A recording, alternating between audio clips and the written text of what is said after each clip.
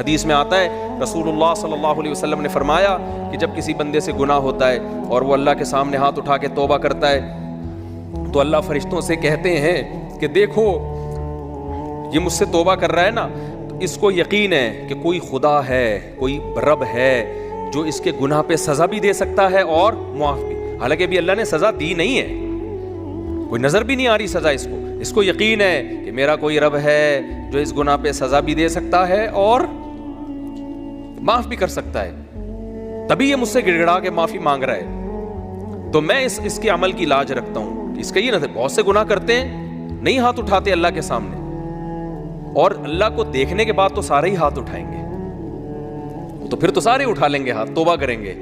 अल्लाह कह रहे देखा नहीं है इसने, मेरी आयात पर ईमान लाया है, मेरी निशानियां देखकर, मेरे पैगंबरों की दावत पर लब्बैक कहा है, तो इस अमल की लाज रख के मैं इसकी तौबा को कबूल करूंगा। हदीस में आता है फिर वो दोबारा गुनाह करता है, फिर दोबारा अल्लाह के सामने आके माफ़ी मांगता है। अल्लाह कहता है दोबारा गुनाह हो गया, फिर माफ़ी मांगना इसकी अलामत है, इसको यकीन है कि मेरा कोई रब है जो गुनाहों पे सज़ा भी दे सकता है और जज़ा भी दे सकता है, माफ़ भी कर सकता है।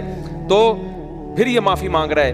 नबी सल्लल्लाहु अलैहि वसल्लम की हदीस का मफ़हूम है 70 दफ़ा भी कोई गुनाह करके 70 दफ़ा तौबा करेगा तो अल्लाह उसके इस जज्बे की लाज रखकर उसके गुनाह को मुआफ़ करेगा। इसका मतलब ये नहीं कि आप 70 दफ़ा गुनाह करें, मकसद एक समझाना है कि तौबा में ताख़ीर ना करें। तो अल्लाह माफ़ क्यों कर रहा है? इसके इस तौहीद वाले नज़रिए की बेस पर कि इसको पता है कि मुझे गुनाह माफ़ करवाने के लिए मेरे पास अल्लाह के सिवा कोई ऑप्शन नहीं है। तो तौहीद अल्लाह को बहुत पसंद है, शिर्क से अल्लाह को बहुत ज़्यादा नफरत।